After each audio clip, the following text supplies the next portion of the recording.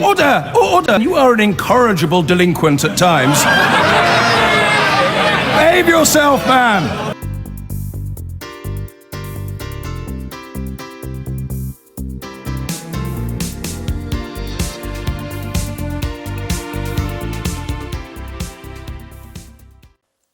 Labour's new leader kept his promise today with a new approach to the weekly showdown with the Prime Minister.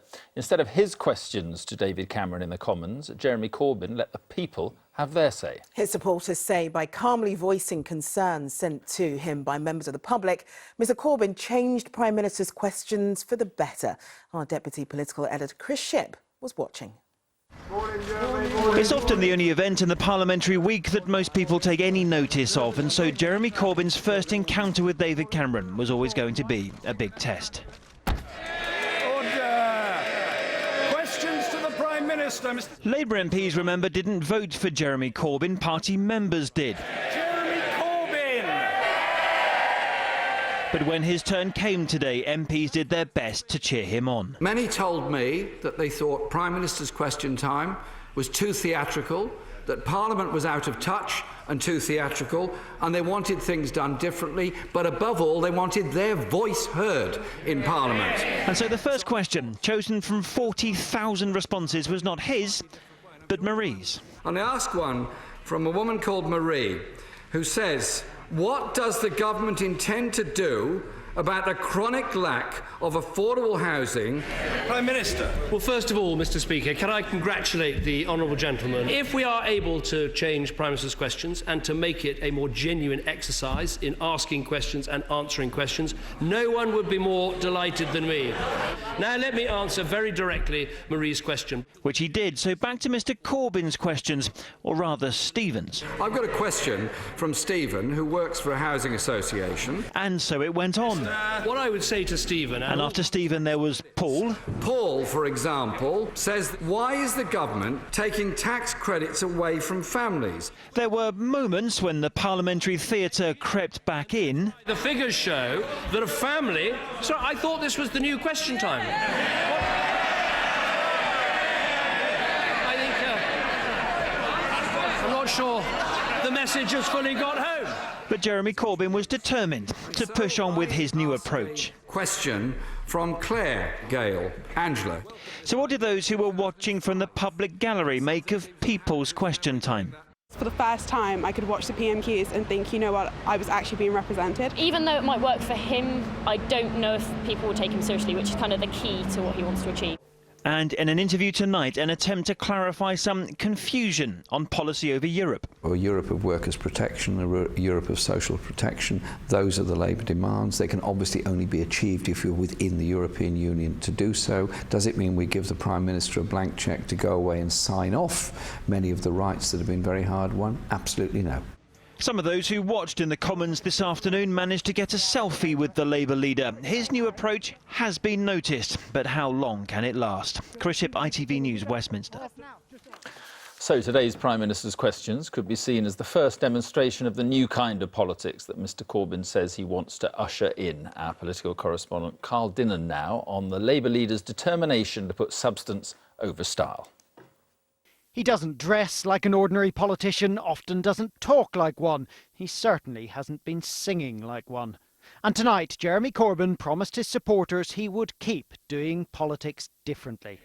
He had started with Prime Minister's questions. I thought my first Prime Minister's question time, I'd do it in a slightly different way, and I'm sure the Prime Minister is going to absolutely welcome this, as he welcomed this idea in 2005. That was when David Cameron became leader of the opposition, promising a more civilised Prime Minister's questions. Oh yes, we've been here before. Aisha Hazarika has spent years prepping Labour leaders for PMQs.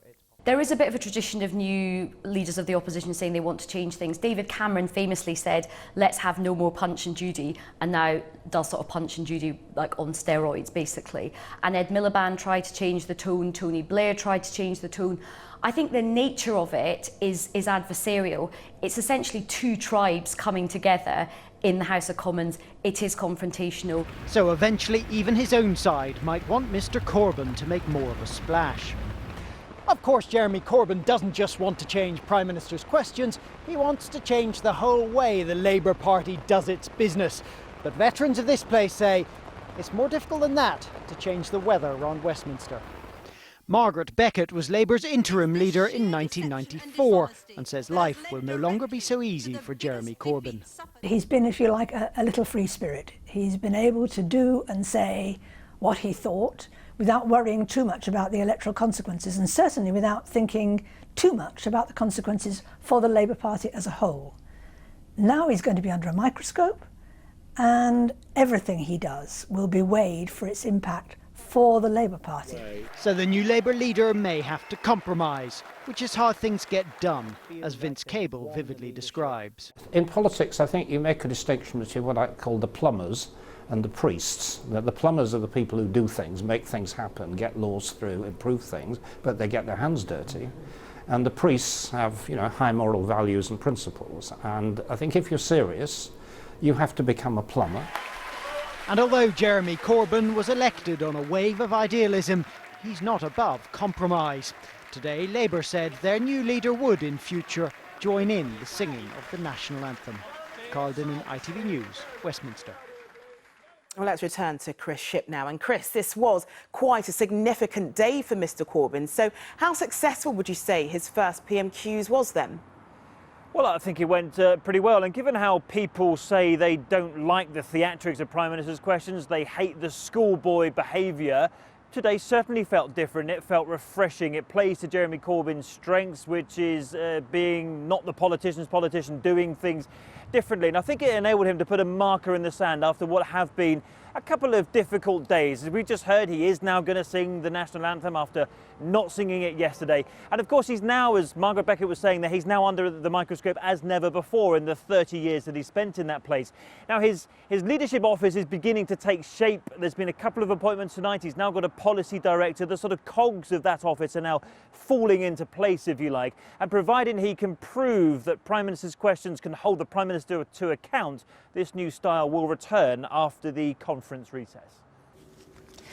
The new Labour leader said he wanted to conduct his first Prime Minister's questions differently, and he did.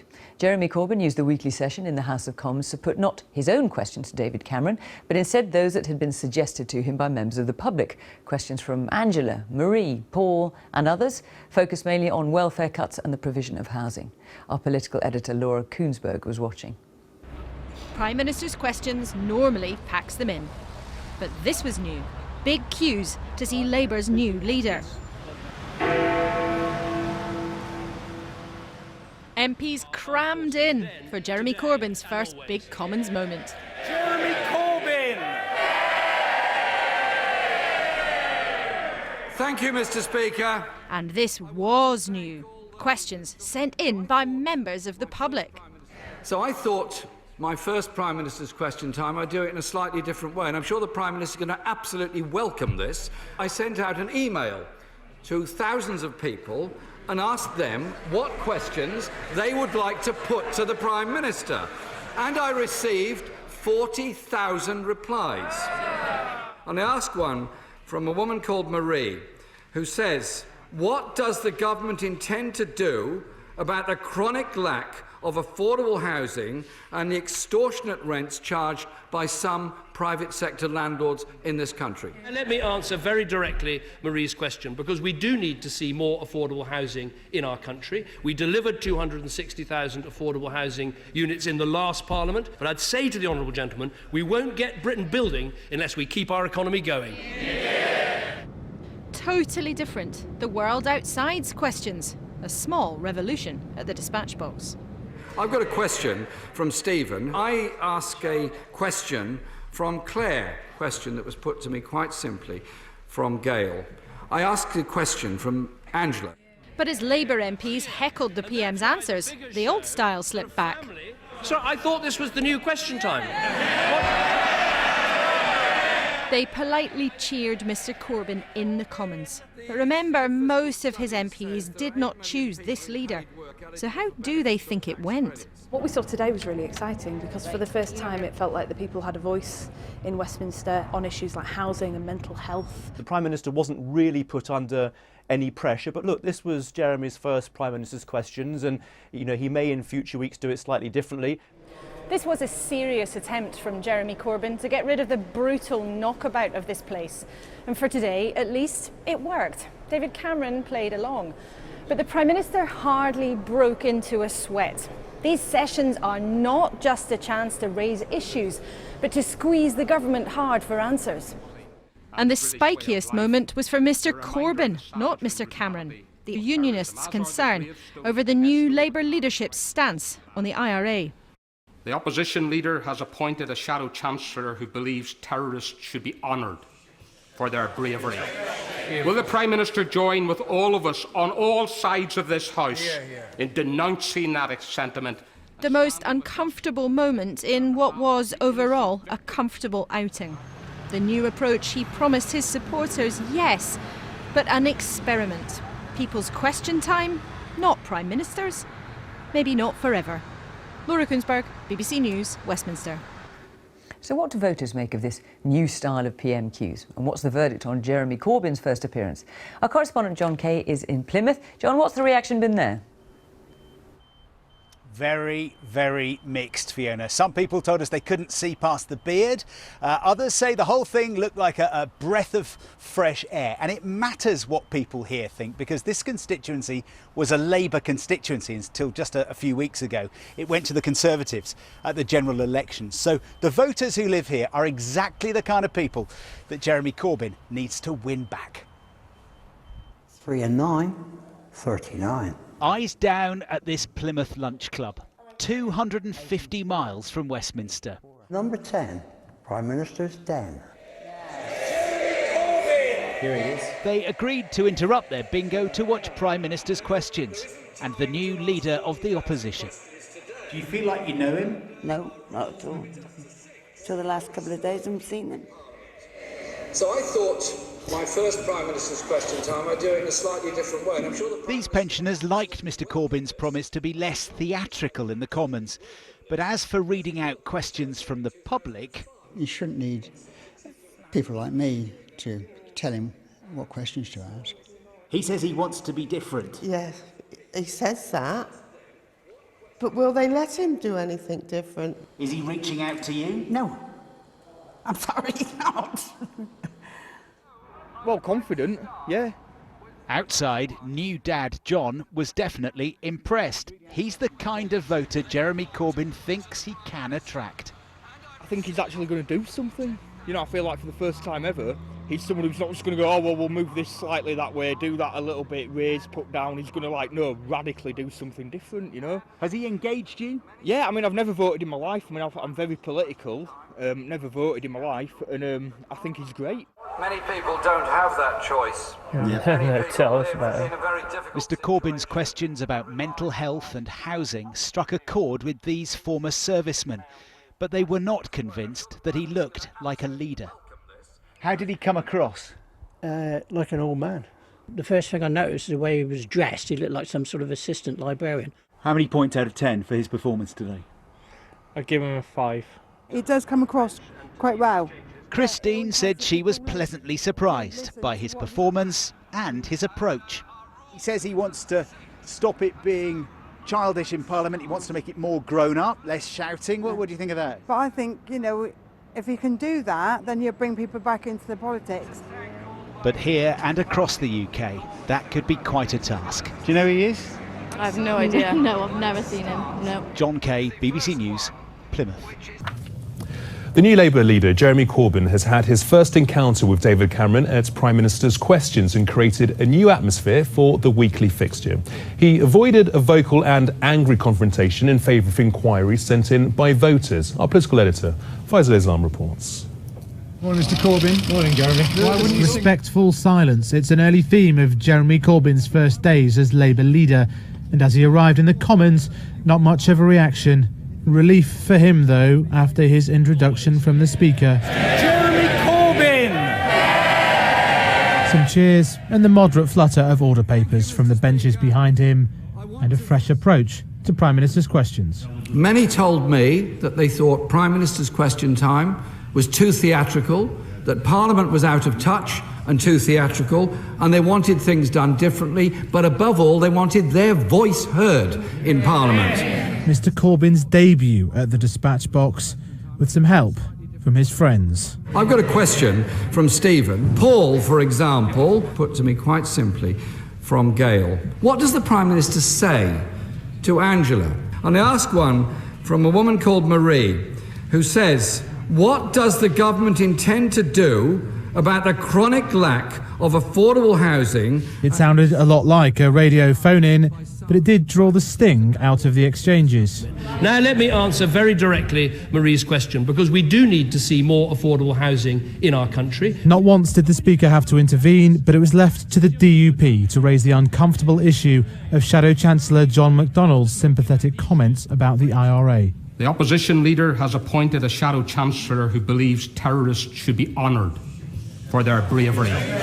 Will the Prime Minister join with all of us on all sides of this House in denouncing that sentiment? I think from the reaction he's heard, the right honourable gentleman will see that he has spoken for many, many in this House. But Punch and Judy returned when the PM faced the SNP. Or are you, when it comes to talking about the issues, frit? Angus Robertson. Very interesting. Whatever happened to the new style of PMQs from the Prime Minister?